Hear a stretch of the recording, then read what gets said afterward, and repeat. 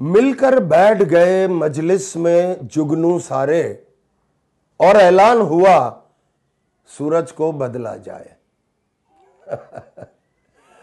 आ शेरनो अर्थ समझ्या? आज्ञाओए सभा भरी, गठबंधन कर्યું અને એલાન કર્યું કે સૂરજને બદલી નાખો, હવે એની જરૂર નથી, એનું સ્થાન અમે લઈશું. એટલે ભાઈ સૂરજને કોઈ દિવસ બદલાતો હશે? અને આવી પરિસ્થિતિ આપણા દેશમાં આપણે ક્યારેય નહીં ઊભી થવા દઈએ. મિત્રો, હું સિદ્ધાર્થ રાંદેરિયા ગુજ્જુભાઈ આજે આપ સૌને એક નિવેદન કરું છું કે 23મી એપ્રિલ એ માત્ર મતદાનનો દિવસ નથી, પણ આપણા સૌ માટે એક મહાપર્વ સમાન દિવસ છે. જે દિવસે ફરી એકવાર આપણે ભાજપાના ઉમેદવારોને વિજયી બનાવીશું.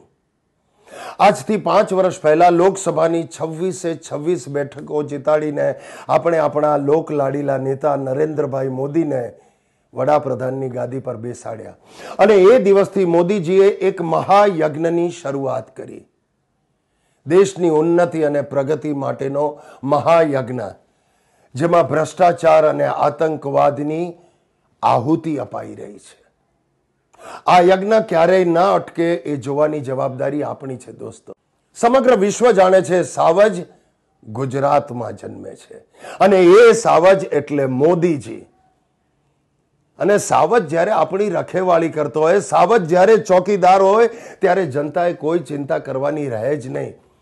માટે દોસ્તો, આ ગુજ્જુભાઈની એક જ હાકલ છે કે સૌ ભાજપના ઉમેદવારોને આપણે વિજયી બનાવીએ. જય હિન્દ, જય ગુજરાત.